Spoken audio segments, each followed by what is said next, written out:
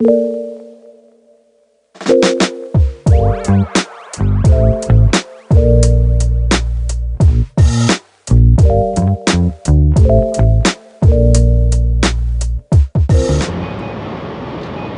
going on? Welcome back to another video.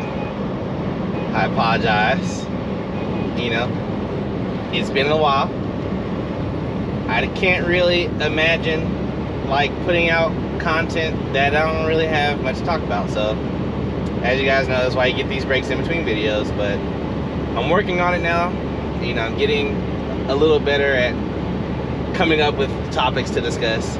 And the topic to discuss today is the importance of load securement, right? So, as y'all see, I've got a hazmat load, right? And you know, I put a picture up here of how I secured it, at least on the back end. There's some securement on the front end as well, but obviously, you know, unless I climb all the way up there, which I really should, you know, to make sure that stuff's good. But the back was more important to me because that's what you immediately can see. But load securement, right? So, is there a lot of securement on this load? Yes. Did I do it that way by design? Also, yes. So, it's only 23,000 pounds of drums, and I secured it with 6 straps and 2 load bars. So 2 in the front, 2 rainbow straps in the front, 2 rainbow straps on the back, 2 straps going across the back, and then the load bar on the bottom of the pallet. So, you know, if you haul for Landstar, you know, most, if not a lot of our customers don't give us seals, so we're responsible for our own seals, which to me is better to me anyway, because of situations like what just happened. Now, I didn't have my camera with me, and I really wasn't taking a full break. I just happened to do a quick load securement check when I stopped at the pilot up here to grab some coffee. So, which I should take a sip of because I'm thirsty. But I just did a quick load securement check just in case. I'm glad I did, because I'm halfway through this trip. So this is a 2,580 mile trip. You know, I've got 1,100 miles left, so this is now like my 3rd securement check. And every time I've stopped to check, the load has shifted just enough for the straps to basically be ineffective. Now, my rainbow straps were fine up until today, but the back straps, you know, all 3 times I stopped, the back strap has gotten loose. Again, which is fine. You know, the load's shifting forward towards the front, which is fine. My weights are still good, and it's not shifting that much. Just enough for the strap to not be directly across the drum, just hanging down a little bit on top of the drum. You know, not that big of a deal, but again, it's the whole point of doing load securement checks. You know, it's not just for flatbed, and I've kind of expressed the importance of load securement checks, and it goes back to why I really don't like doing drop and hook loads, especially if they pre-seal the trailer, because I have no idea how that load is loaded in that trailer, and there's nothing I can do about it. You know, I've asked the customer before, back when I was pulling Prime, when I was at Prime, pulling Prime trailers, and when I first started at Landstar, pulling Landstar company van trailers. If I did a drop and hook that was pre-sealed, I'd go and ask the shipper to break the seal, give me a new seal and new paperwork with a new seal number, because I've got to secure that load. Like, I'm not pulling a load. I'm not pulling a load that I'm not comfortable with pulling. I have no idea how it's stacked in there. If something can fall over, you know, I go to do that drop and hook, you know, drop and hook at the shipper, but a live load at the receiver, I go to open that door and product falls out on me. Like, that's just me. But again, the importance of load securement is to be able to check that load as you're driving, just like flatbedders. That load's going to shift. It doesn't matter, you know, how good you think that securement is. The load is still going to shift. It could be centimeters, millimeters even, just enough to make either straps or load bars completely ineffective. And the reason why I do load securement checks while I'm driving, because, you know, 75 miles an hour down the road, or at least in this area that I'm in right now, you know, you hit little bumps and stuff, you know, the load is in front of my trailer tandems. You know, you hit a bump and the trailer tandem jumps just a little bit, it moves that load. Just the tiniest little bit makes the straps ineffective. So that way I can hop back in the trailer, figure out what straps are loose, reset them, tighten them up, and I'm good to go. I know that my load is still secure.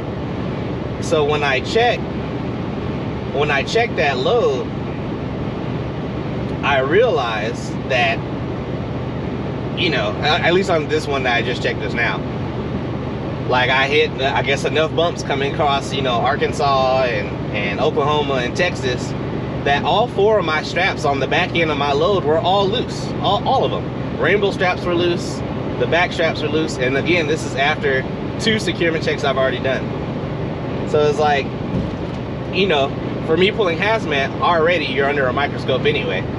So if you pull into a waste, you know, you pull into a waste station and get inspected, and they're, you know, they're like, oh, can you open up the back so we can inspect the load and make, you know, ensure proper securement. If I would have opened those trailer doors and all those straps are loose, I would have failed that inspection.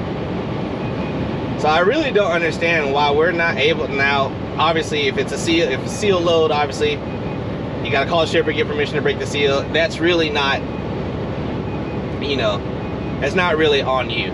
But for me, I like having the choice. So like, I know I have a Landstar seal. It's right on my paperwork. I have a Landstar seal. I've already written the seal number on my bills.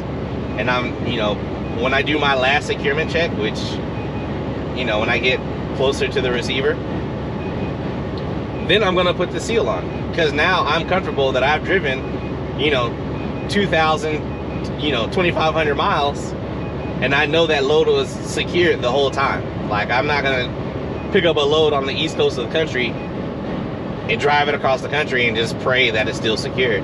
Which is why I don't like doing drop and hook loads. So I like having the option to be able to check that load to ensure that it's secured, no issues from the shipper, no issues from the receiver, and I feel comfortable that I'm not gonna have a claim. You know, that load shifts enough and it hits something else, you know, or it shifts into the wall and, you know, punctures one of those drums, I now have a hazmat leak. I feel comfortable knowing that I have completely secured and strapped that. Figure out what lane you want to be in. I feel comfortable knowing, pick a lane, pick a lane. Thank you, Jesus. I feel comfortable knowing that that load's fully secured. I know that load has not shifted, you know, for the most part to the left or right, for sure. You know, but I feel comfortable it's not gonna shift backwards because the load bar that's at pallet level. And I tighten up the 2 straps. You're gonna start beeping at me. I know there's a car. So, you know, I'm not gonna get a claim. I'm not gonna fail an inspection. I feel completely comfortable hauling this hazmat load, knowing that I've done everything in my capabilities to ensure that this load is safe and secure and gets to where it's going on time. Now, I do securement checks for every load. You know, as long as the shipper doesn't make me put the seal on while I'm still at the shipper, like if they hand me the seal and they're like, have a good day, I'm gonna put that seal on when I feel comfortable with the load. And I know it never fails every time. You know, just like I think flatbedders have a rule, like they have to stop within the first 100, 150, 200 miles, check that load. I go by that same rule. That same, like, obviously it doesn't really apply to drive-in trucks, but I think it's still a good thing for me to practice. So, you know, I leave that shipper seal on my paperwork as usual. I'll drive that, you know, until I take my first break. I'll take that first break, do a securement check, and depending on how much farther I have to go, then, you know, once that load I feel is secure, it's shifted enough for me. If I'm not going, you know, I'm only going like 100, 200 more miles, I'll put the seal on. But that's just me. I put this video out because I've been seeing a lot of pictures online of load shifted trailers. This guy cannot maintain a lane. I wish you guys can see this mirror, but you guys can't. But even I finally passed him, and as soon as I passed him, he's like right behind my trailer, like in between the two lanes. But anyway, I've been seeing a lot of pictures online of people's loads that have been shifted and fallen over and fallen back. You know, it wasn't quite at the door, but it's fallen back, you know, to the floor towards the door. And like I feel like we've all seen that video of the guy. He did survive, so I know I can talk about it. But he opened his trailer door, didn't look up at the load, just opened the door, and I think he was distracted or, you know, looking elsewhere except for to make sure that load wasn't going to fall. And unfortunately, that load did fall. It was two pallets stacked on top of each other. He opened that door, and that pallet, both those pallets came right down on top of him. And like, that is one of my biggest fears out here about load securement, outside of, you know, other reckless drivers, or other drivers that are reckless rather. Like, that's my biggest fear, is being crushed by a load. You know, that driver did survive. I haven't checked on him since the first medical update I thought I saw. He was admitted to the hospital, and, you know, he was surviving when I checked on it. And that was just a while ago. But again, that's one of my biggest fears, and that's the reason why I believe in load securement. You know, like, I've got to check that load. I have to check that load. You know, not really, it's for my safety. You know, for whatever reason, I go to a dock, and it's a dock that you don't open the doors first before you dock. They open it from the inside. Safety of the workers, everyone's safety. And, you know, no claims, full safety, and I feel confident that I'm going to pass an inspection. Like, that makes me a safe driver. To me, that makes me a safe truck driver. Oh my goodness. Except for when you're going downhill and you're kind of heavy and not paying attention. Outside of that, it's really just anybody's game. So if you have the opportunity, check your load, you know, while you're in transit. If you have the opportunity, they give you the seal, just like I said in my example, hold on to the seal for a little bit. You know, obviously follow your company's procedures and policies, but if there's wiggle room to make sure that you're safe and compliant to check that load before you put that seal on, do it. You know, there's nothing, besides if your company says so, there's nothing stopping me from not doing what I do. Like, if that's going to make me a fully safe driver the way that I feel comfortable with, I'm going to do it. You know, obviously, if the load comes with a seal, you have to put that seal on. My load did not come with a seal. I don't have to put a seal on. I still do, but after I'm sure that that load is not going to go anywhere else. So, like I said, 2,600 miles, you know, 1,300 miles later, that load is still moving. So, that's just me. But I did want to get this video out.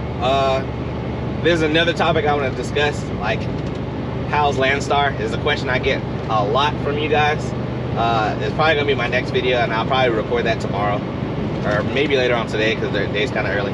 But I'm going to get these videos back out to you guys, like I always say. Yes, I know. But this time when I went home, I did find that adapter. I did leave it at home on my desk in front of my computer. So now I have an adapter. Now I'll be easily able to edit videos and get it out to you guys, because before I would have to transfer it from this camera via Bluetooth. I had to transfer it from the camera to my phone, and then from my phone to my computer. And from the camera to the phone could take any amount of time. And then again, from the phone to the camera takes a good amount of time as well, because my file sizes are large. So this past break that I've been gone, you know, when I was out for 2-3 months, I didn't have that adapter, so it was kind of a pain in the butt trying to get footage out. But now I have the adapter. I should be able to, you know, I really don't have an excuse not to record content, even if it's not like a super real conversation I need to have. I do miss putting out content, so I'm going to get back into it, because I really miss doing it. Even if I don't have much to talk about, just bear with me. I just want to get back in the swing of things of being a content creator, because I miss you guys. I know some of y'all miss me, and I miss y'all too. So that's going to do it for this video, because I like to concentrate for the rest of the time. And I can't tell how many minutes have gone by. So, like I always say, you guys, if you're thinking, you might as well do it logically. I'll catch you guys on the next video. Peace.